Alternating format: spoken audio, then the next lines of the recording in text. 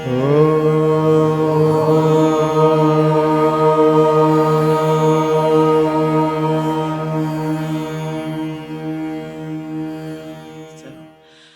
welcome everyone. My name is Reverend Premajyothi Devi, and this is the first of a whole series of interfaith dialogues that the ministers are very proud to be able to host. And the theme is contemporary mysticism. And mysticism isn't often talked about, and hence why we're offering this. For some people, a quick definition of mysticism could be compared to that some people want to serve God, some people want to love God, and mystics want to know God.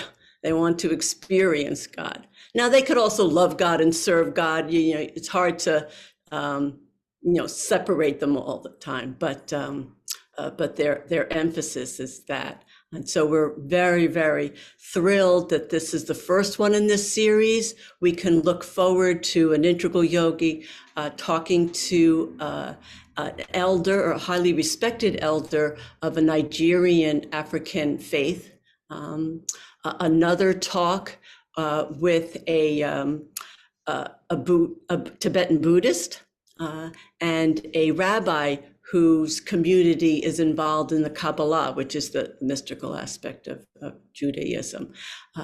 But this is the first one, and so thank you for trusting us, and I really appreciate. We all appreciate LJ Milone and Reverend Bhagavan to be our first speakers.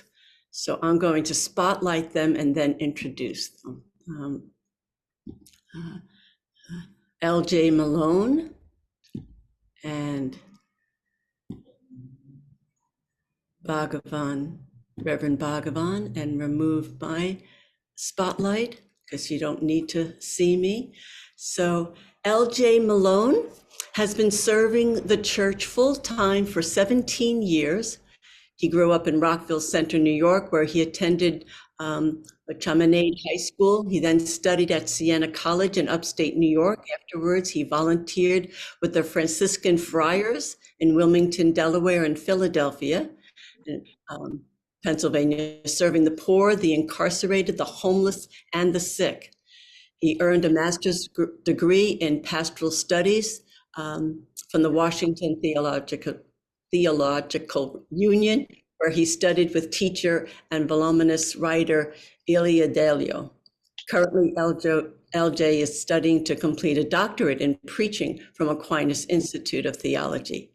He is a spiritual teacher, a retreat leader, a spiritual director, an avid student of the mystics, such as Meister Eckhart, Francis of Assisi, Julian of Norwich, the Cloud of Unknowing, John of the Cross, Teresa of Avila, Teresa of Lisieux, to name just a few. He wrote a book on Meister Eckhart, Nothing But God, The Everyday Mysticism of Meister Eckhart. And for over 20 years, LJ has practiced silent meditation and has attempted to live in the holy mystery of God's presence amid daily life with a large family. Put an exclamation point on that one. And then he lives in Columbia, Maryland, with his wife and children. And he currently serves as the spiritual director of the Cathedral of St. Matthew the Apostle in Washington, D.C. Thank you, LJ, for being here. Reverend Bhagavan Metro has been a devotee of Swami Satchidananda since 1973 and has lived at the Satchidananda Ashram in Yogaville, Virginia since 1981. Reverend Bhagavan is a certified integral yoga instructor and was ordained as a minister of integral yoga in 1980. He has served as a member of the Integral Yoga Ministry Board for over 20 years and is now chairman of the board. Well, actually, he just retired for being the chairman of the board. Hot tip, hot off the press. He was the Integral Yoga Ministry Seminary Director for many years. He also sits on Spiritual Life Board And as co-owner of New Age Builders, he built many of the buildings on the ashram and the community. His wife of 56 years, our own beloved Reverend Bhavani Metro, have 6 children, one of which is the director of New York IYI, who's co-hosting this. And they have 6 children, 15 grandchildren, and 7 great-grandchildren, all raised at Yogaville. So thank you so much. Bhagavan. Okay, Howdy Om. Nice to see you all. LJ, certainly nice to see you again. I enjoyed our meeting so much at the Cathedral in Washington when I was there. And I was very, very impressed with both the Cathedral and with you, quite frankly. I appreciate you giving me your book, and I will show it to everyone right now. Nothing But God, subtitled The Everyday Mysticism of Meister Eckhart. For those of you who don't know, Meister Eckhart is a German mystic from the 13th and 14th centuries. And he lived an astonishing life in that he did not seclude himself in a monastery, which was common for the mystics in those days, both because of the need for quiet and also because they were being persecuted at that time. And in fact, he at one time had a little trouble himself, but we'll maybe get into that later. The book is basically about the spiritual path that Meister Eckhart spoke of and taught and lived, and also that LJ, I believe, lives, and he certainly speaks of in his book. And so what I was hoping that we could do in this conversation is both touch on the path of Meister Eckhart and also to speak on how this personally affects you, LJ, and your path, because we are talking about contemporary mysticism. There's a lot of books and writings by the older mystics and the older teachers, saints and sages of all the religions. But currently, it seems that mysticism, though it took a back seat for a while, it's emerging now. I think a lot of this has to do with the internet, because our communication is such that you can go on any of the social media sites and you can find the writings of the mystics. In our tradition, certainly Swami Shivananda, Swami Satchidananda, Swami Chidananda, Ramana Maharshi, Eknatheshwaran, Anandamoy Ma, and so forth. So you can find all of these teachings. You can find the Buddhist teachings. And now, we're also seeing that the Catholic mysticism is emerging, especially, I'm going to say through you, LJ, because I was quite frankly astonished at your book. I had never read anything that was written under the auspice of the Catholic Church that was so enlightening. So I'd like to start just by asking you if you could tell us a little bit about maybe Meister Eckhart and your studies under him. And then as we go along, I might ask you a few more questions. We can just have a nice conversation here. This doesn't have to be formal, because we're on Zoom. Zoom is never formal. Yeah. Right. Sure. So tell me a little bit about maybe how you came in contact with Meister Eckhart and how you started studying and practicing his practices. I sure can. Everybody, I'm so happy to be here talking with you about something that I consider so important, and that does, in my view, unite the world's religions in a very deep way. So I came to Meister Eckhart and more generally the mystics. Believe it or not, when I was in 8th grade, I was captured by the question, the experience, the fact that I was going to die. And it wasn't a morbid reflection. It's just something that popped in my head. And I happened to be at my local Catholic grade school in my religion class.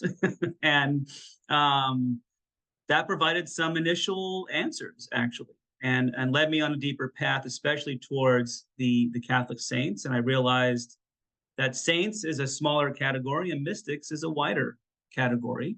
Francis of Assisi, John of the Cross, they really led me early on. And then I discovered Meister Eckhart maybe in college. And at first I didn't like him. At first I thought, oh no, I need to be with like Francis of Assisi type, lover of nature, lover of the poor. But that's because I don't think I understood Eckhart. He opened my eyes to a way of living that is all about letting go and letting be. Sometimes it's translated detachment in his sermons. He was a Dominican friar, so we have a lot of his sermons. He's a Dominican, meaning he's from the order of preachers. That's why we have a lot of his sermons. But we can see that it's not just detachment, it's more like releasement. Or I kind of been playing with this idea recently. It's more like relaxing into God, just being with God, and then seeing how that changes your mindset and how that changes your general being throughout your day. Bhagavan, I hope to have as many grandkids and great grandkids as you, but I'm just shy in terms of actual children. I only have 4, Okay. but it's been fun to play with this practice of releasement through my family. And Eckhart, I think, would have appreciated that. He was, again, as Bhagavan said, he wasn't a monk locked up in a monastery. He was out with the people and trying to bring this experience to the people. So I'll be very brief, because his life, there's nothing truly outstanding in terms of like a major event that happened in his life. This was a pretty normal life, but he was born around 1260 in Germany, and he died around 1328. The most notable thing that happened is he became a Dominican preacher, and that allowed him to spread this message of releasement, which is premised on the soul's oneness with God. That was another, in fact, maybe the central part of his message. He was allowed to share that not just with other priests or nuns or monks, but he was allowed to share that with everyday Germans. The sermons that are really fiery and have a lot of mystical energy behind them are found in medieval German, in the language that the people of that time would have spoken, not just in Latin and not in Italian or any other language, but the language of the people. So he had a lot of administrative posts and a lot of kind of normal things he did: spiritual direction, preaching. In fact, he appears to have been a very good administrator and diplomat. Maybe you've heard of the Knights Templar. Sometimes they're on like the History Channel. Yeah. They got into a big argument is putting it very mildly, with the King of France, King Philip, and King Philip basically robbed them of their money and just tried to destroy them. And the Dominicans took the side of the Knights Templar. Well, that was not something the king appreciated. So the Dominicans thought, who can we send to cool off tensions with the King of France? Meister Eckhart. Oh. So why send him? I think it's kind of obvious. He was able to let go, to let be. And he was a kind of a natural, therefore, peacemaker with especially very powerful people of the day. Yeah. Okay. So you're talking about letting go. So there's a lot of information in that statement. Yeah. You also talked about God being a present reality, is the way I heard that. And so in that letting go, we have, okay, God is present. So I assume that when you mean God is present, it's not an idea of God, but it's a living God, a consciousness, maybe, is what we would say in yoga, that God is consciousness in one form. Okay, certainly beyond that also. But what does that mean to let go? Does it mean to sit quietly and let everything work around you, or does it mean that you can stay active and in some way not get attached or build tension around your activities? It means both, at least for Eckhart, and is what I found in my own life attempting to live this path. It's both. You can, in fact, Eckhart recommends sitting in meditation and letting all of your thoughts fall away, simply to be in the presence, to be one with the presence. But then he also recommends, you need to be going out and being among the people and have this mindset among the people. In fact, he says a few times, and he's speaking, by the way, to other Dominicans that are guys really becoming priests, like in a seminary. Mm-hmm. And he says, if someone were to receive the body of Christ and not be detached, it would be better actually if you were in the state of detachment, if you were in that state and just walked on a pebble or just walking down a road, that would be better than receiving the body of Christ without detachment. Wow. So that's the stakes for the good Meister. Meister, by the way, is German for master. Mm-hmm. And he was considered not only a master of learning, but also a master of living, spiritual living. Mm-hmm. So anyway, that's how important it all comes down for him to a state of consciousness. And I think there's a really great point of comparison there for us. In fact, he says, before God is being, God is intellect. And that's the medieval word for consciousness. Yeah. Oh, okay. So before God is being, God is consciousness. Mm-hmm. Okay. So when you say to let go, give me an example of that, if you might. Like, I'm going through my daily life and then something comes up. How then would I deal with that in my daily life? Let's say, okay, this actually happened last night. My son came home, he's played some music, and he comes in and he hits a deer a mile from home, tears his car up. Okay, so we get up this morning and we see the car torn up. Well, here's a big reason to be upset, because they didn't come up at 4 a.m. when they got here, and they didn't say anything to us about it, and we see the car wrecked. Well, is everyone okay? Here's a chance to get upset with the attachment, right? To be attached to my son, his son, and the woman who was with him, his bandmate. But we can then, through this non-attachment, let that go. But how does that happen? How is it that we let that go? Yeah, that's a great one. I try and practice this when I drop my kids off at school and I can't see them anymore and they're just walking around the corner. I'm hoping they're in school. So I understand it's gonna, like, how has this become real? So Eckhart, and this is fairly true of most of the Christian mystics, they're talking about this state of mind as a state basically of prayer, a state in which you are connected to God, but in faith. So that's the kind of the baseline is assuming you're praying, assuming you're in this state of mind as much as you can be, because Jesus said not only to pray in secret, but to pray always. But what happens in that situation? I think any one of them, Eckhart, Julian of Norwich, Teresa of Avila, they'd all would say, that's the time to go into prayer. But prayer understood, like we were saying, silence. Oh, silence. Okay. Silence. So now you can use words, certainly, but yeah, mostly silence. This is not the prayer, that we generally think of where someone is praying for something. They're saying, oh, right. God, I need this. Right. Please bring me more money, more faith, more of anything, right? This is a different kind of prayer you're talking about.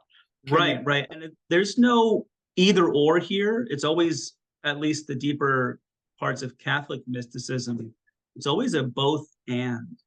So silence, and then out of the silence, yes, you can speak to God, you can say something, you can recite a Bible verse, In fact, sometimes, at least with the desert fathers and mothers, they would use lines from the Bible to lead them back into the silence. I see. So it can go both ways. It's the tradition might speak of it as word and silence. So both, yeah, it would be both. It's really, at least the deeper parts, holistic. Okay, so very yeah. similar to what we might do in yoga with our mantra.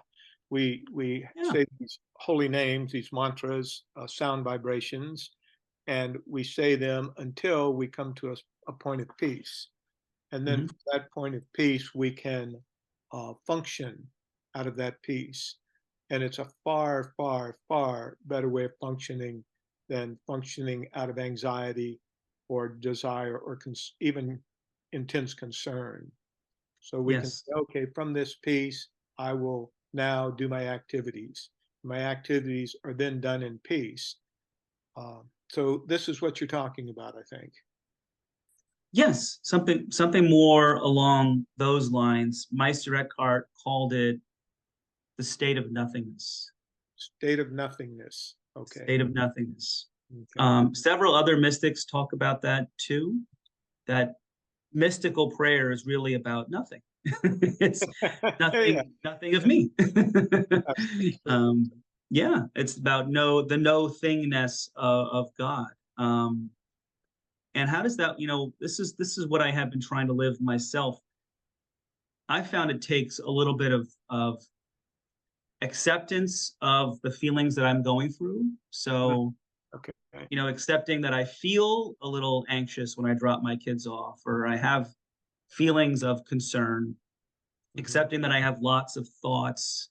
One of the teachers of Teresa of Avila, his name is Francisco de Osuna, he would say, the more you get enticed by your thoughts, the more they take away your peace. In fact, the more you get involved in them, the farther away you might get from God.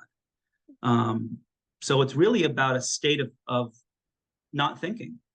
Okay. Coming to a state, not that you won't have thoughts. Thoughts and feelings will certainly pass through your mind, but you're not talking to your thoughts. You're not lobbing on, I see that as a thought may arise, but when the peace is here, the thought arises and then disappears back into the peace, if you please. It seems as if the thought arises out of the peace, and then it has a little time, and then it fades back into the peace. So the peace is the substratum of everything. Yes. And the thought is an appearance in that. We could even say that the peace, that there's consciousness in the peace, and the peace and consciousness are the same. I would think this way. And then the thought is an appearance in the consciousness, but just a temporary appearance. Right. Yeah. I think Eckhart would say much the same thing. And certainly a wonderful mystic that is much forgotten about in church history is an Irish mystic. His name is John Scotus Eriugena. And he says that's exactly what's happening. It's just we're all kind of thoughts in God's mind, and we're here for a little while, and then we pass away. Yeah. But while we're here, people say, well, in yoga, we say this is an illusion, a Mayic illusion. And we look at it and we're seeing it, but we're not seeing what is actually here. We're seeing, and some say what we're seeing, it's actually happening to us. I mean, we experience pain, we're experiencing suffering, we experience the fearful emotions, but they aren't permanent. They're impermanent. And that bends a little over into the teachings of the Buddha, Gautama. He said life is temporary. But when we're in it, when your child has to walk around that corner, when I wake up and I see the car with the front end torn off of it, that's when, my attachment to my child, your attachment to your child, that arises. So how do we deal with that then? What do we do? So Eckhart would say, sink into nothing. Sink into nothing. Sink into. Okay. Sink into nothing, which is different than doing something. It's actually more of a not doing. Yes. Yes. Okay. The mystics would also call it unknowing, Unknown. because Okay. well, I'm sure you know, guys, what normally happens is your mind gets going and then generates more thoughts and more feelings, and then sometimes it generates pretty significant feelings like fear or guilt or shame or anger, right? And then those thoughts and emotions have a great power to possess you, to become, kind of take over your identity in a way. This is a reading that we've discovered in Christianity of Jesus when he exorcises demons.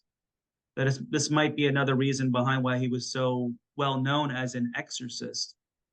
People get overtaken by thought, emotion, so to such an extent that they become different people, you might say. But to get back to your question, Bhagavan, it's a matter of kind of moving into a state of meditation, in which you're not thinking and are just accepting what's going on.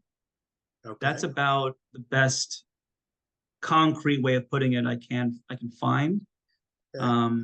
So silence within, silence in your mind, but it's a relative silence I found, in terms of, like you were saying, there's that substratum of silence, of peace. But then thoughts are still coming and going, sometimes furiously. Yes. Yeah. Yeah. And then, So if someone has not experienced this peace, is there a technique that you recommend for people? I think I was reading in your book, the Jesus prayer. Is that a technique then? I'm not familiar with it. Could you explain that a little bit to us? Sure. You could use, there's a wider tradition in Catholic and Orthodox Christianity of using a word, usually the name of Jesus, but it can be another sacred word or a word that is only sacred to you. That word represents your intention to love God, to serve God, to be one with God. Basically, this pure intention just for God. And when we start feeling the way we've been describing, we ever so gently return to that word. In other words, we repeat it gently in our minds, but not with any force or any great effort. It's almost like, one of my teachers was Thomas Keating, was a Trappist monk. He died in, I think, 2019. And he would say it's like a whisper in your mind. A whisper, just a very gentle, kind of like that. There's another one that's more recently discovered. There's a great Christian mystical teacher. His name is Richard Rohr. He's a Franciscan. He lives out in New Mexico. We know of him. Oh, you know of him? He's wonderful. I highly recommend him if you haven't read any of his books. He talks about the name of God in the Jewish Christian scriptures is Yahweh. That's not the best way to pronounce it. Hebrew is, of course, the original language of that name, and it's synchronizing the breath with, and in fact, that's how you pronounce God's name. You don't close your mouth. It's just, so in other words, a nice technique is just to breathe Yahweh. Often especially the Orthodox monks would synchronize the name of Jesus with their breathing. So this is a pretty old practice in Christianity, to just get it kind of in the body. And then, at least in Orthodox Christianity, you say it so much, the name Jesus, it kind of starts to say itself. And this is the thing. We want to give you an experience, but then the hope of these mystics is that, okay, that leads you to a practice, because the practice is what's going to open you to God's healing love and help you along, so that when someone crashes their car again, or I drop my kids off, then it's actually less impactful. Then you can deal with it with more peace. It's never going to be perfect, My daughter was on before. She's 7 years old, and her name is Therese. We named her after Saint Therese, who is very insistent that the way of spiritual practice does not involve a way of perfecting oneself, but of accepting the imperfect. Yeah. I see. That's good. So in this practice now, when you say the Jesus prayer, you mean literally the person is sitting there saying Jesus, the name, just Jesus, Jesus, Jesus, in a very soft, gentle way. Right. So is this like our meditation where we sit for a half hour or an hour in the morning and we say the mantra? You know, one of our mantras, like Om Shanti, is one of our mantras, which means peace. It literally means the universe is peace. You can interpret it that way. So you're saying Om Shanti, Om Shanti, Om Shanti. And then as something arises in the mind, we keep the mind on the Om Shanti. And then at some point we start noticing that beneath the Om Shanti is beneath the sound of the Om Shanti is the Om Shanti. So the sound Shanti disappears, at least the verbal sound, and we start feeling that peace. And then as you do, we sit in that peace. So after we sit in the peace for a long time, our minds get, I'm going to say, the thoughts of the mind get thinned out. There's less, even in the natural order of the day. It's as if the mind runs out of gas, because we say what you give your attention to is what gets juice and manifests. So if you're paying a lot of attention to this negativity and fear and worry, it gets more powerful. But if you withdraw your attention, then it dies away. So gradually, over the course of many, many years of practice, the Shanti becomes your go-to. So just naturally, when something arises, you just fall back into that Shanti. And it makes life quite easy. It's a whole lot less work than getting uptight. So it sure is. So in the book, you talk about the ground. Can you elaborate on that just a little bit? Sure. Meister Eckhart will frequently say something like, God's ground is the soul's ground, or my ground is God's ground. God's ground is my ground. He's trying to come up with a way. Keep in mind, this is the Middle Ages. The Catholic Church is in charge of everything. So if he says something a little off there, and he was actually tried for heresy. He was not convicted, but he was tried for it. He was trying to find a subtle way of saying, in its deepest identity, the soul is divine. So the ground is his image. Just like you and I all walk on the same ground, you could say, right? The earth. And yet we all emerge from the earth as different and distinct beings. Eckhart might say the ground is the Godhead, the eternal and absolute nothingness. And everything emerges out of that ground, even to a degree, God.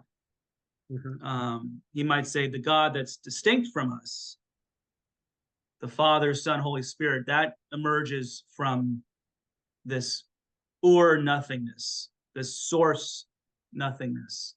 And then out of that intense energy also emerges the whole universe.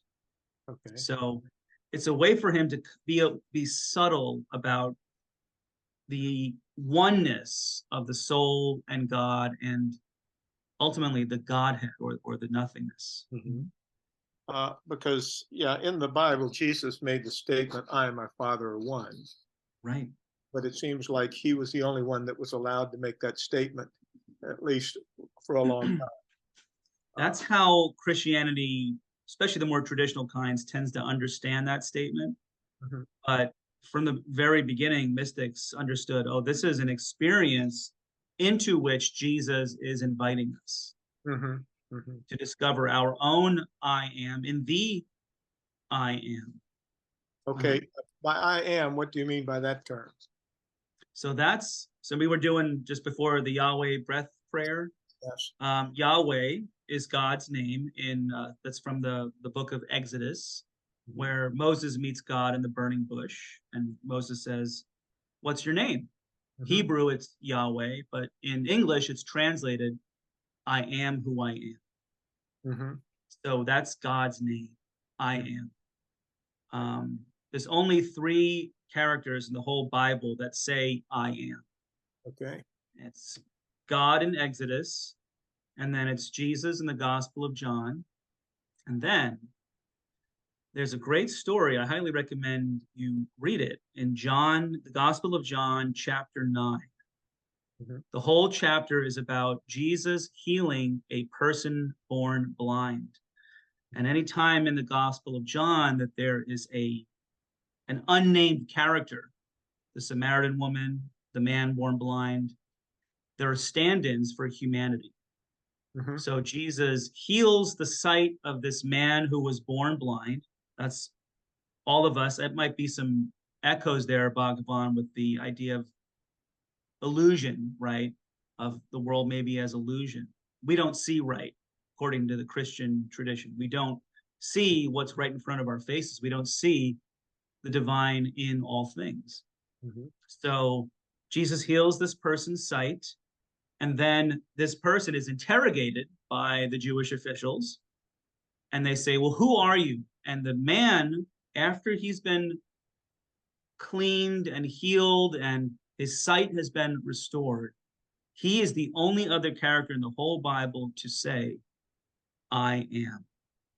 Meaning, I am as one with God as Jesus is. That's not a popular teaching in the U.S. today. No, it is not. We like some certain strands of Christianity like to put as much distance between us and God as possible, us and Jesus as possible. And that's, at least for the mystics, that's a clear sign of ego, of just ego wanting to reinforce the separation between us and all things. Yeah. Well, we 100% believe that in most cases, that we are separate. And if we 100% believe it, we will 100% defend it. Yeah. But at some point in all of this, there has to be a time when we have the realization that what we're thinking is not necessarily true. Or to put it in modern terms, don't believe everything you think. Right? So we have this, and we call it ignorance in our yogic path. We have this ignorance of the reality. And maybe you've heard the story, the parable about the man who's walking down at dusk, and he sees a snake on the road, and he gets terrified, and he runs back, and then he holds his lantern up, and he sees it's not a snake, it's a rope. And that's the analogy that the sages use in the East. They say, we're looking at a rope, but we think it's a snake. Therefore, all our reaction is to the snake. So we're having a reaction to something that isn't there. And they say that's the way we live. Our mind believes something, and it projects that which we believe onto this, what we're looking at here. Whereas if we can stop that projection, we will see it as it really is, which is, of course, I am. That's what we're looking at. That's what we're dealing with every day, in every situation at all times. Yeah. It's fascinating that what I'm getting fascinated by here is when I read your book, I was, wow, this sounds like yoga. Wow, there's a connection to yoga. Here's a connection to our path. And I went all the way through the book, and I just had that all the way up to the last. And I found that it was really a astonishing connection that I made with it, because you don't see this kind of book on the shelves in the Christian bookshops. We don't see it, but I think you can probably get it on Amazon. You can, yes. So we have a new bookshelf. We can use Amazon. I'm curious, Bhagavan, what did you think was one of the biggest meeting points? Well, certainly the peace, Mhm. because this is our practice also. We get in touch with our peace and then we learn to stay in our peace. Our teacher, Sri Swami Satchidananda, who brought our path to the West and presented it to us, integral yoga, which is what we call ourselves. He said, peace is your nature. Do not disturb it. Peace is your nature. And the other statement he said is always maintain your peace. So when I hear you saying, and he would give us a mantra, and he would say the same thing you said. You say the mantra, and then the mantra even gets softer. At first, you might be chewing on it. You might really be going after it. And then after you've said it a long time, it does start to repeat itself, which is just what you were saying about the Jesus prayer will repeat itself. That actually has a term, japa e japa. Japa means repetition of the holy name, and e japa means without effort. So the holy name repeats itself. So if I go walking down the street right now, if I walked out, put my shoes on, started walking, the mantra would start repeating itself because I've said it for so many years. Sometimes I'll just be sitting around and I'll be doing something, anything, and I'll look at my mind and there's the mantra running. So then the next step, of course, as I mentioned before, the mantra disappears and you're in that state of peace. So we both hold that I am together. I look at I am as being also a state of peace, because our Sri Gurudev said also that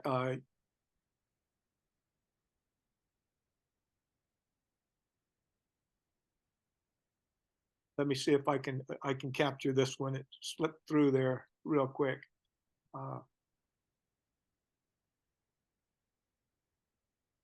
Sometimes when I'm talking, that peace happens. And It's too enticing. it completely shuts down the mind. I just completely got shut down. But we practice that peace. And then in practicing that peace, the mind is more and more dissolved. And when the mind gets to a certain place of dissolution, we see that it is God. And that thought comes back through that I was having a minute ago. Peace is my God. Say, peace is my God. So we actually have a worship of that peace. We may start out worshiping a physical form, like Jesus. Someone may, worship Jesus. Wonderful. It's a wonderful way to get into peace, because when you go toward peace, you maybe experienced this yourself. There's a little fear in that. We feel like there's something we're losing. It's true, we are. We're losing our negative thoughts, and we're losing our minds. Not our minds, but our mind. The effort of the mind, that gets lost.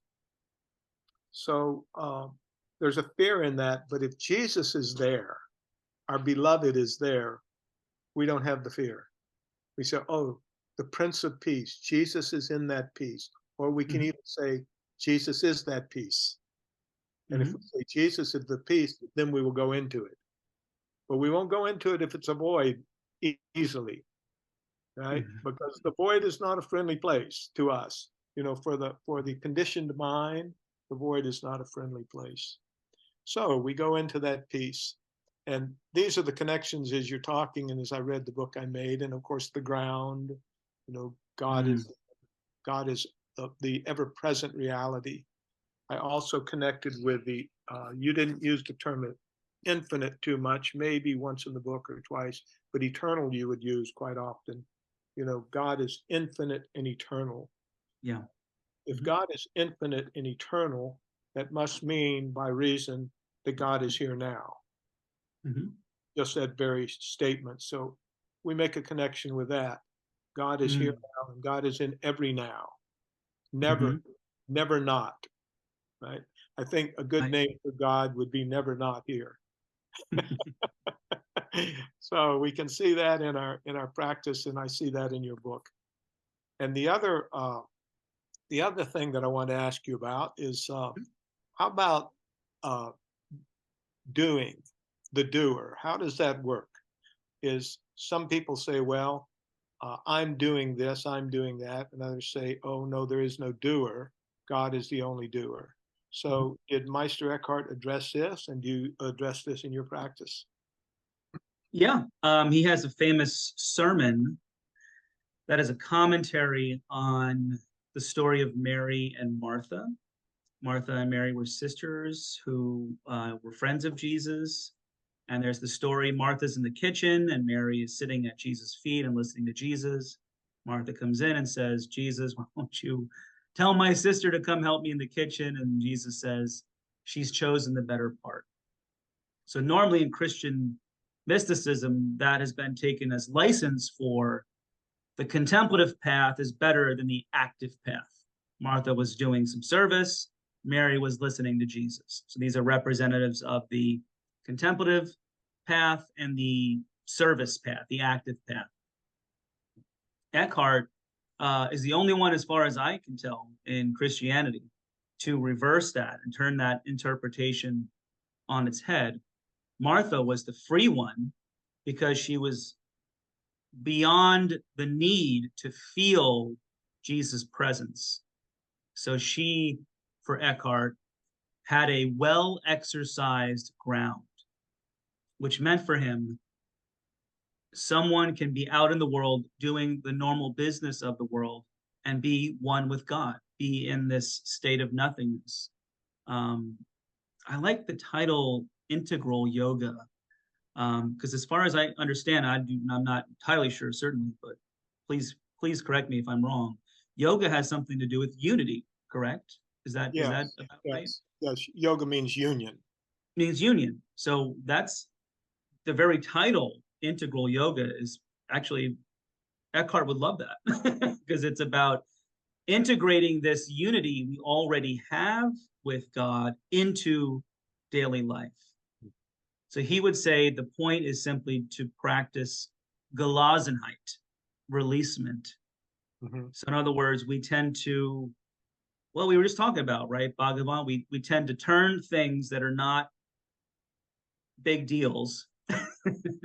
Now, car crashes may be a big deal, but we tend to turn things that are not problems into problems. Mm-hmm. I love that story about the snake and the rope. That's very human, right? We get afraid when there's maybe no reason to be afraid. So Eckhart might say, okay, the point is to live in this state of nothingness, learn it in periods of meditation, and then bring it into daily life. So when I see my kids go around the corner at the school and I don't know where they are, that panic, not real panic, but mild panic seizes me. Are they going to be okay? I can return to my sacred word, Jesus. I can take a breath. Whatever will help me get back into what you so nicely talked about is the peace. Mm-hmm. Get me back into the nothingness, the silence, the Eckhart would also call it, by the way, the mercy of God.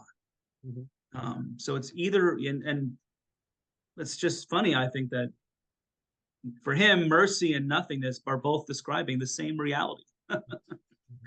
But that would be the way to practice there. And as you said, the more you practice, the more it becomes a part of your life. Do you guys know Eckhart Tolle? This story is popping into my mind. Eckhart Tolle would tell that story of I believe it was a Buddhist monk who, I think he was an American, but he was living in another country. I'm not sure what country.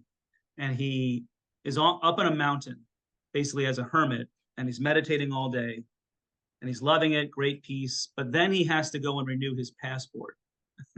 And he comes down the mountain, and he has to stand in all these lines all throughout the day. And it turns out he's getting very upset by all these lines. He gets to the counter, and the lady at the counter says, no, actually, you need to be in this other line. And so he's even more upset. And the idea basically is, you kind of need to be around people to test your peace and to use relationships. Not that you were manipulative, but relationships are maybe the testing ground or the proving grounds for integrating that unity, right, into your daily life. Yeah, we call that here in integral yoga rubbing and scrubbing. There we you get go. together, and our teacher would not let us go into seclusion much. When we started going into seclusion, he would pull us out. He would say, "No, it's in the world. It's in the world." And his, in an ashram, there's 200, 300 people all trying to get along and live together. So there's plenty of opportunity to return to your peace. And there's plenty of challenge every day, both large and small. So it's a wonderful place to learn these practices. And then also, out into the world, anytime, like you say, you're dealing with a government agency, and there might be a lot of confusion. I sometimes say it's like diving into a can of worms when you start doing that, but you got to be able to pick each worm out gently and set it aside very nicely, one at a time, without losing your peace, losing your mind. So it's very useful. And integral yoga means just that. We practice all of the aspects of yoga. We also do, work on our bodies with our hatha yoga, with our pranayama, that's breathing exercises. So we learn how to breathe. When you know properly how to breathe and something hits you real hard, first thing you'll do is start breathing slow and deeply when you practice. So we learn those practices. We eat a very clean diet. Here at Yogaville, it's almost 100% organic. We have our own garden. We grow our own vegetables. And many people eat purely plant-based diets now, a little dairy, for some, but Swami Satchidananda taught us a lacto-vegetarian diet, so allowed dairy. But the young people are going to plant-based. That purifies. We eschew anything that poisons our body. Meats have toxins in them. They're loaded with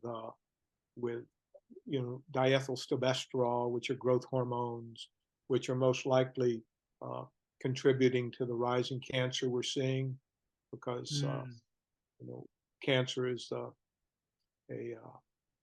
uncontrolled growth of cells, and diethylstilbestrol causes uncontrolled growth of cells in animals to produce more meat. So we go through all these very subtly, and we pick out the things that allow us to stay in our peace. We try not to eat too many spices. We eschew alcohol, cigarettes, street drugs, limit even our pharmaceuticals if we can, and try to live a healthy, natural life. So all of these kind of different practices, we come in, and then we serve. And by service, we mean we do an activity which benefits as many people as possible. It's a beneficial activity. We don't get attached to the results, because tension always comes from that attachment to results. Why do you feel that when the children walk around the corner? Because you love your children and you want to protect them, right? You want to have that child. Why do I feel upset when I see the front of the car smashed? Because I want to make sure my son is okay. Those are not bad feelings. In fact, they're very good. But if we get too involved in them, they destroy our peace, and they destroy our ability to function. I was just reading, there was a teacher that I studied with many years ago. His name was Eknatheshwaran. I don't know if you've ever read any of his writings, but I'm aware of him. Yeah, sure. He was a wonderful teacher. He was a Fulbright scholar, an excellent writer. And he would say that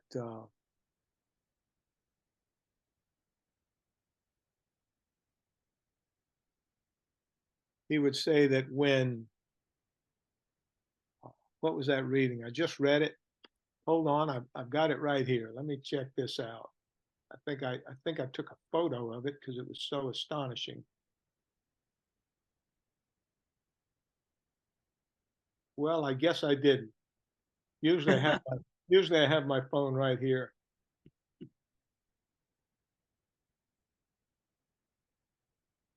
Okay, well, we'll go on from that because I don't have the quote that I can use for that. But when we do a work and we let go of the results of it, we have we can maintain that peace. We can maintain it through anything because the result, the desire that we have to have something, even a good desire, will disturb us. So we try Yeah. to let go of that and then trust also, which is another point I wanted to ask you about, trust in God. Mhm. Because when we trust in God, we don't get disturbed, and we because we don't trust that God's going to give us what we want. I think you mentioned this in your book, did you not? Can Mhm. you elaborate on that? Because that's very much a similarity in yoga and what you're writing. Sure, sure. It's a pretty core teaching in Christian mysticism, maybe best expressed by Saint John of the Cross, the great Spanish mystic of the 1500s. He would say the way is dark faith, Hmm. and a synonym is unknowing. Hmm. So faith is not first, I believe this or this or this. It's not the Catholic catechism. It's not a list of tenets or beliefs. It's Hmm. first openness to mystery, acceptance Hmm. of mystery, Hmm. and the mystery, not just, I don't know what's going to happen in my life. It's really an acceptance of the holy mystery of God being God, and therefore I don't have to worry. Hmm. It's the, it's really maybe poetically expressed very, very well by Jesus when he says, "Don't worry about your life. Consider the lilies of the field. The lilies of the field don't have to worry about clothing, and God takes care of them. The birds of the air don't worry about how they're going to eat. God takes care of them. So don't worry. Just seek God," is the idea there. And that is more faith. So it's more a practical handing over of my concerns, my anxieties, but essentially my fear.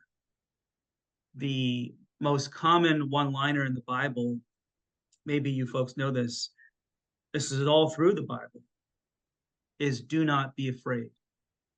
Hmm.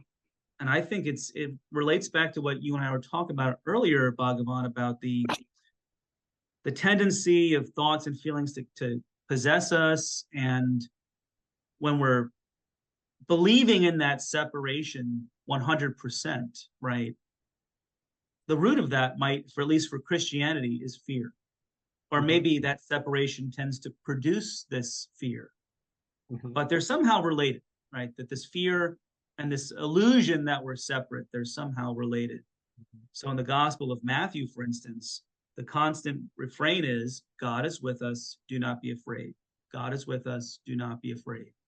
Um, and then it gets to the Gospel of John, "I am, do not fear."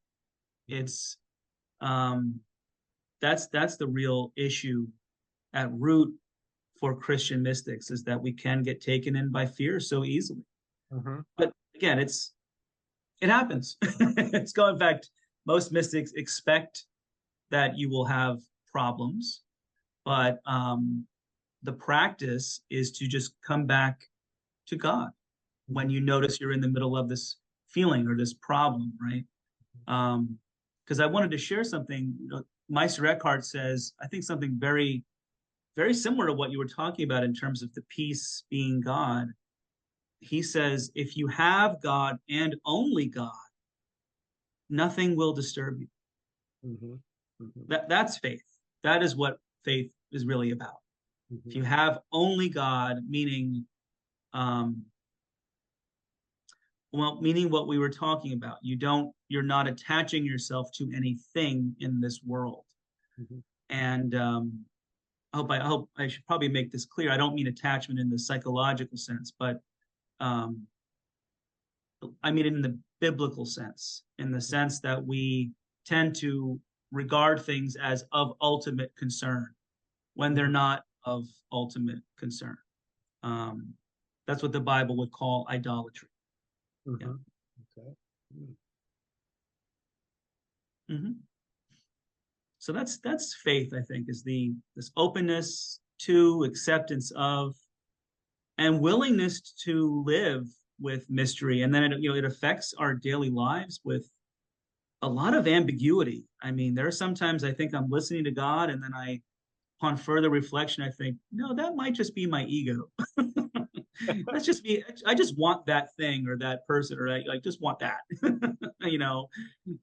So it takes some time to accept and to listen and to open up to this great mystery and some experience. And frankly, I was at the grocery store earlier with my daughter Therese, and she said something quite profound. She said, maybe because she's named after Saint Therese, she said, yeah, no life is perfect. I thought, you're right, honey. no life is perfect. And she said, we learn by mistakes. Yes, we do. Where did you learn this? Yeah. We have a term for our children, an ancient term. It's called yoga brishta, and we believe in reincarnation. We don't think one life is enough to learn this. So we have children who are born into yogic families, and they're called yoga brishta. They didn't quite finish the path in the previous life, and so they come into this life to finish, and they get born in either a very wealthy family, pious family, or into a yogic family. So interesting. So we would call your daughter Yoga Brishta because, born into a spiritual family with a spiritual father who can guide her. Right? Oh, interesting. So I'm thinking about the will of God compared to our will. You just kind of mentioned that. Well, was that an ego thought or was that a God thought, And I think that what I find is as I'm going along, that the more that I stay in peace and the more that I relax and let go, the more things unfold in a harmonious manner. It's just that even when I'm in the midst of something that would be immensely disturbing, I find that my mind doesn't get disturbed by it because I see that this is the will of God, if you please, I'll put it that way, or this is what is, which I know you use that term in your book. That's a Neo-Vedantin term that people are using a lot. Just surrender to what is. So when we go out and we say, okay, well, this didn't happen the way I was expecting it to happen, but it happened in the way that it happened. It's not me that is moving it. Because that's not what I wanted. So being as it's not me that moved it, there's something else that moved it. And we can say that then is the will of God. So we can say, okay, God is then moving everything. It's a little bit like the Tao in Taoism. There's a flow of harmony and beauty through all of life, but we disturb it with our thoughts. We don't participate in it. So you go out for a nice walk in the woods and everything is beautiful. The leaves are turning. It's 50 degrees. You don't need to be bundled up. The sun is shining. It's so beautiful. You feel a harmony in that walk. Same harmony is happening in any situation if we relax to that degree and say, oh, isn't this beautiful? This is happening in a beautiful way.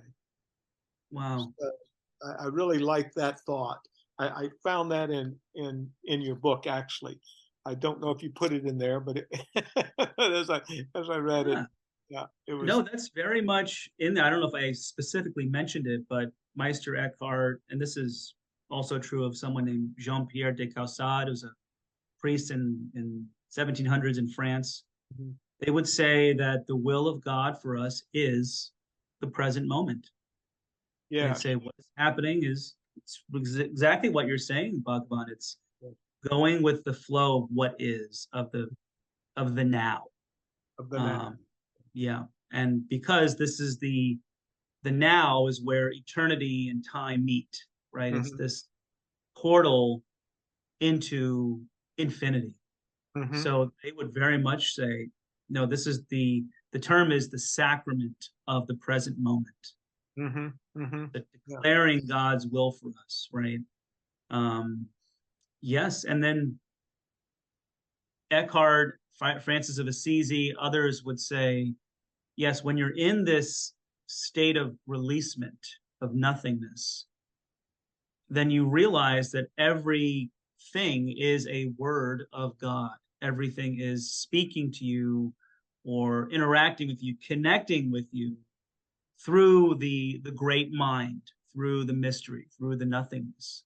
So yeah, I can personally relate to what you just said about going outside and enjoying the day. And it's when I don't think about it, that's when it's a good day. And then everything is connected and at one.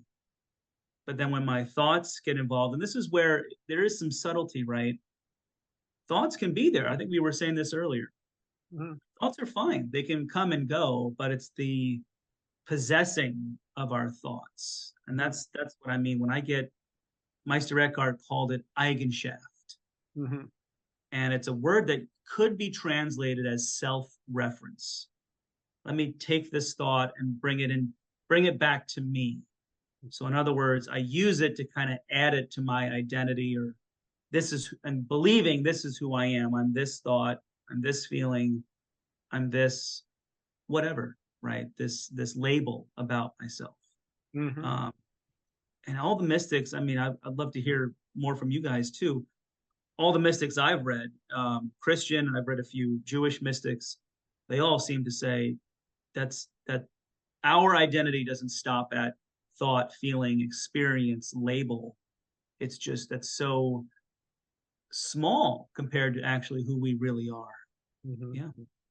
Yeah, right. We say the same thing.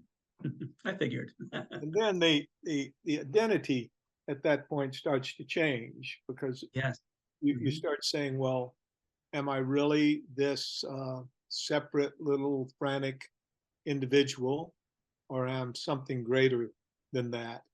And the answer, as we start approaching life in that non-detached manner, we start feeling, I'm going to say, our attachment change from this body, this mind, these emotions to that.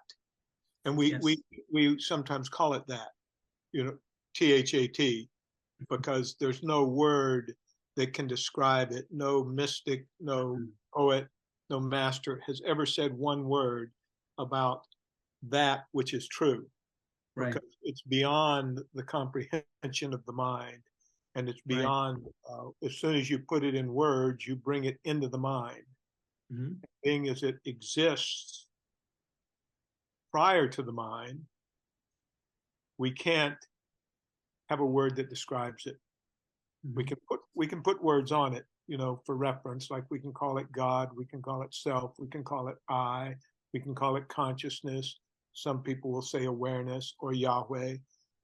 We can use these terms, but they don't really describe it. They're just pointers to it. It's a little bit like that. We can say eternity or infinity, but we don't know what that means. The mind has no idea what that is. No, we have no idea what that means. Yeah. And if you can make that through by just sitting there and thinking about eternity long enough, and pretty soon you'll say, well, I can't think about this anymore because it just doesn't make sense. Yeah. There's no end to it. So when we then start to re-identify, we'll have a re-identification that happens where the small self that we thought we were, that we think we were, starts re-identifying with the larger self. And we say at that point, we have union. In yoga, we say we have union with the infinite. We have union with the consciousness, with the self, with the I. And then at that point, a shift starts taking place for us where our joy especially increases, our wisdom increases, because we're no longer functioning out of a limited space. We function out of an unlimited space. Yeah. Wow. That's very, very, very similar to the Christian path. Yes, Eckhart would say it's a continuous shedding of false identities, a Mhm. stripping away of layer after layer of the ego or the separate self. And then he'd say it's an identification with the nothingness. Mhm. He says something maybe people skip over it when they're talking about Eckhart. He calls God the nothing whose light is all lights, whose Mhm. being is all beings. Mhm. Mhm. And light there is referring to mind, consciousness. Mhm. So it's this intense realization that becomes real for us, that more and more, oh, who I am is in fact this divine nothing. Mhm. I'm still me to a degree, Yeah. but it's not the me I was before. Yeah. Yeah. You have we have this life that we're living. It's Mhm. almost like it's fixed. You're not going to quit being a father. I'm not going Right. to quit being a father, right? We're not suddenly going to go out and change entirely who we are. The way we think, what we've studied, the education we have. You know, we're not going to change these things. Uh, we might grow a beard. That might change a little bit, but we don't have those. Some things we don't have choice in. My accent is probably not going to change at this point in my life. I have a little Southern Western accent. Mm-hmm. Mm-hmm. So the job that you do. Mm-hmm. Uh, you know, I'm talking about overall. I'm not going to quit being a minister Right. if I re-identify in my re-identification with the self. I'm not going to quit these things. So a friend of mine said, yes, when this happens, nothing is lost.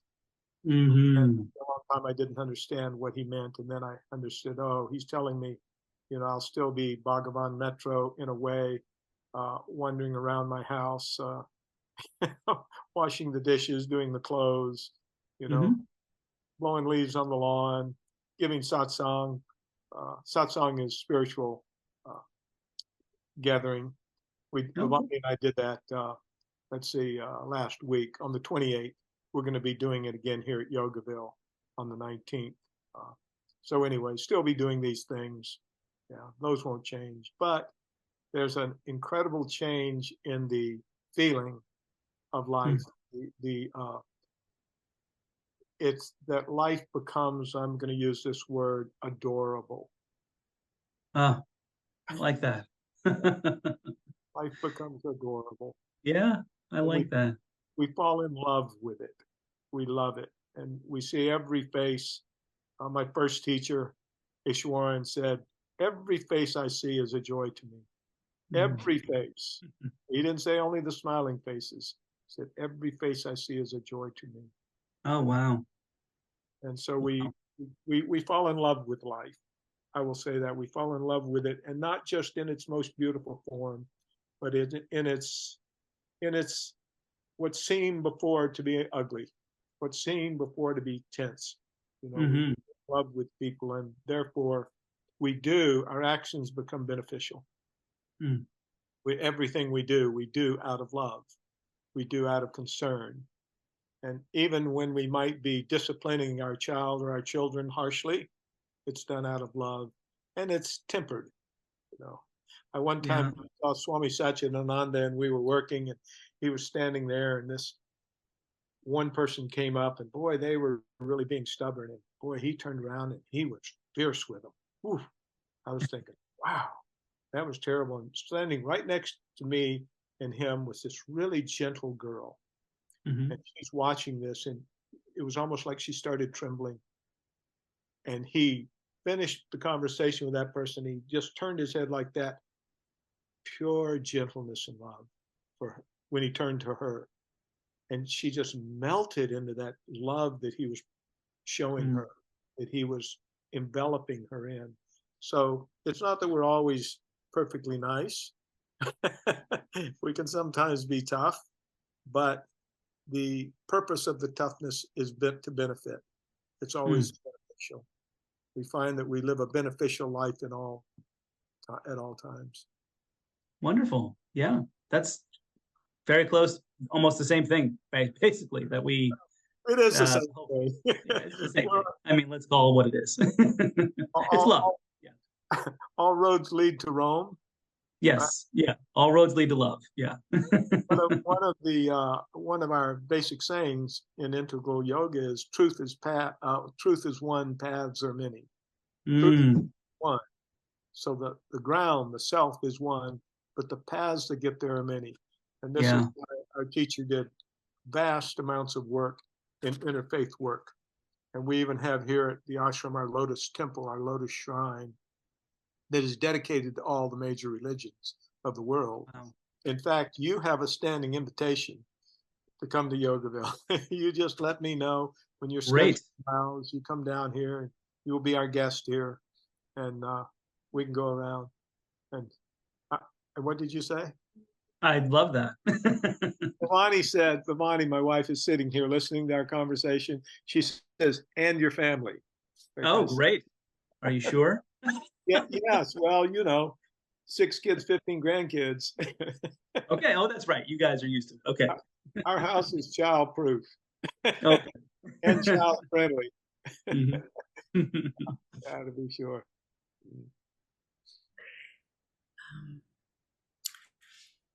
I can't unmute myself. So where are we now? Oh, we've got a few more minutes. Anything else you'd like to add? Are you thinking of anything else? So this No. is this is Reverend Shankar. Reverend Premajyothi has some questions, Okay. and he's going to invite Premajyothi. You're on mute.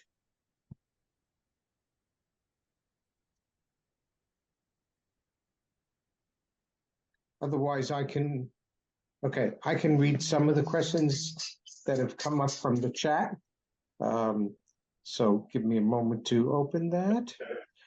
So, okay, here's an interesting one. If yoga and Hinduism are pantheistic religions, how do Catholics deal with that in dialogue? Oh, how do we deal with that in dialogue? We respect it, and I think at least under this current pope, we try and learn and listen to the truth found in such doctrines. But we would probably try and recognize there is obviously the truth of oneness with God, and then use that as a place to see maybe where there's some agreement. Yeah. Okay, that's great. Thank you. Here's another one. Oh, this is, again, these are all million-dollar questions. Is the body of Christ the same as saying Christ consciousness? Oh, that's a good question. I had never thought of it like that. In a way, yes. The idea in Christianity is that it's not just an idea; it's that it's an embodied presence. So God comes to us as a body and then as food. But yes, that the knowledge of God is communicated in an embodied way through the body of Christ, through Jesus' own body, through my body, through the body of other believers, and very much through the bread and the wine that become the body and blood of Jesus at Mass. Mm-hmm. So yeah, I think that would be a good way to put it. That's great. And then maybe this is a question for both of you. Sandra asks, how do you define mysticism?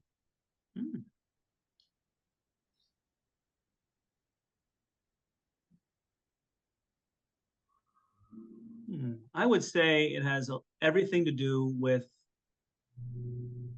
experiencing God, experiencing the absolute, and then the transformation that follows. That's great. I can't say that any better.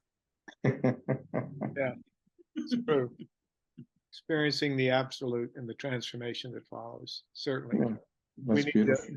We're going to put that in a little quote, LJ, and we're going to use that. That's beautiful.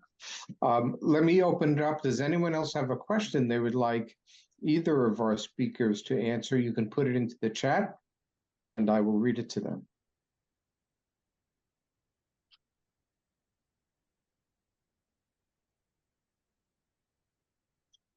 So I have one, and if something comes in the chat, I'll let you know. LJ, I was so taken with your description of Meister Eckhart's focus on surrender. So how would he or you suggest when confronted with a difficult or painful situation, how do you practice surrender in the moment there so you can return to your inner peace?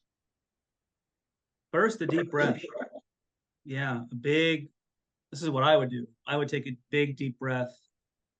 Eckhart counsels sinking into that nothingness, but he also counsels being aware of things, being aware of what tends to grab your mind. So he might suggest that when something happens, he might suggest the overall practice of just being aware of what's going on inside you.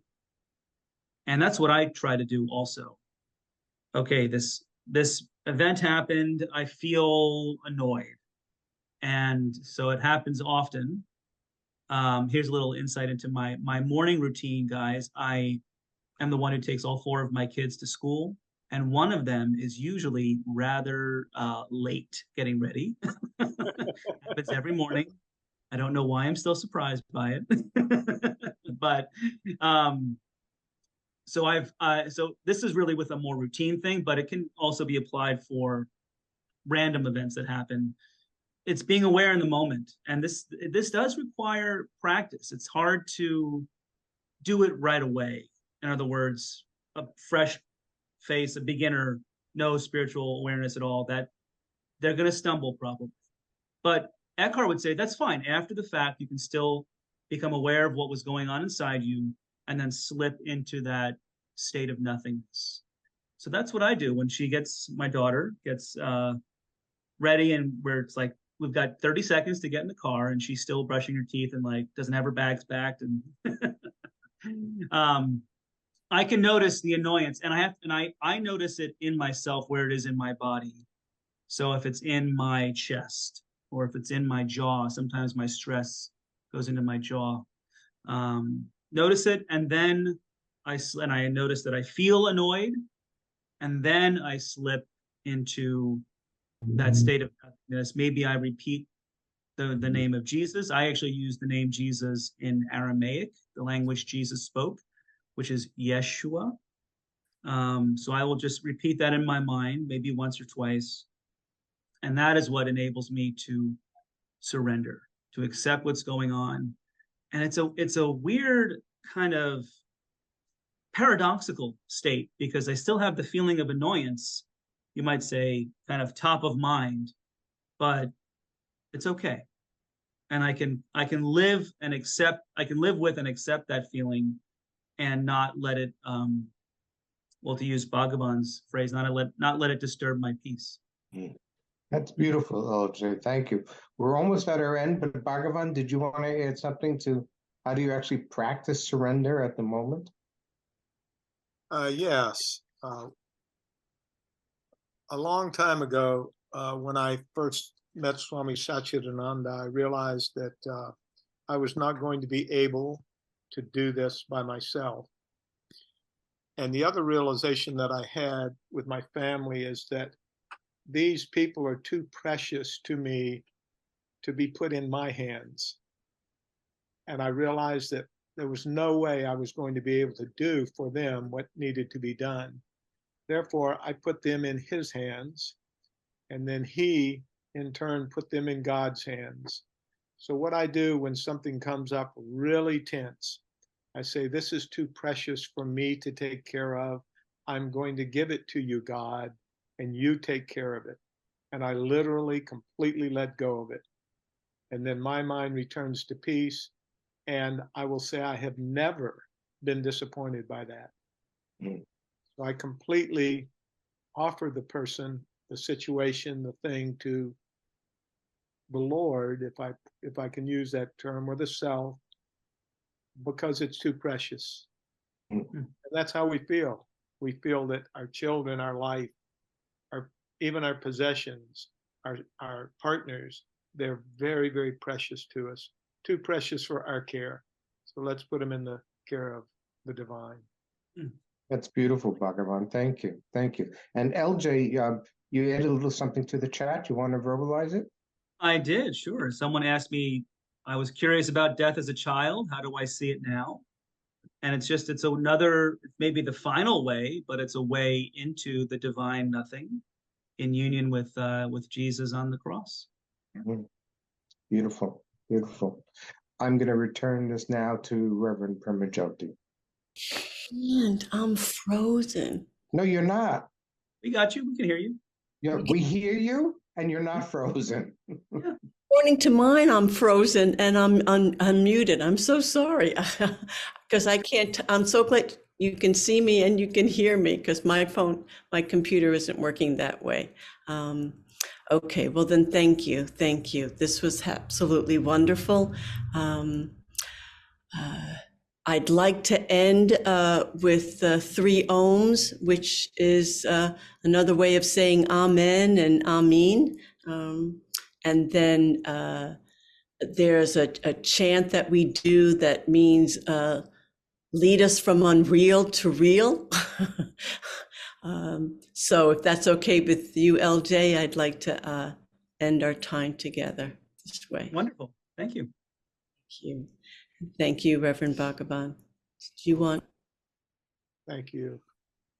So thank you, everyone, for being here.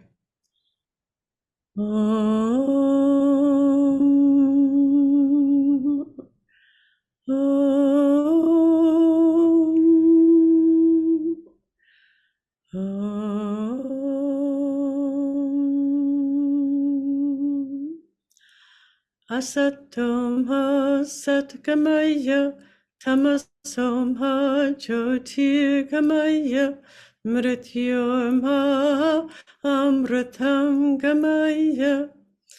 Lead us from unreal to real, lead us from darkness to the light, lead us from the fear of death to the knowledge of immortality. Om Shanti, Shanti, Shanti. Loka Samasta Sukhino Bhavantu. May the entire universe be filled with peace and joy, love and light. And may the light of truth overcome all darkness, all ignorance, and victory to that light. Om Shanti, Shanti, Shanti. Peace, peace, peace.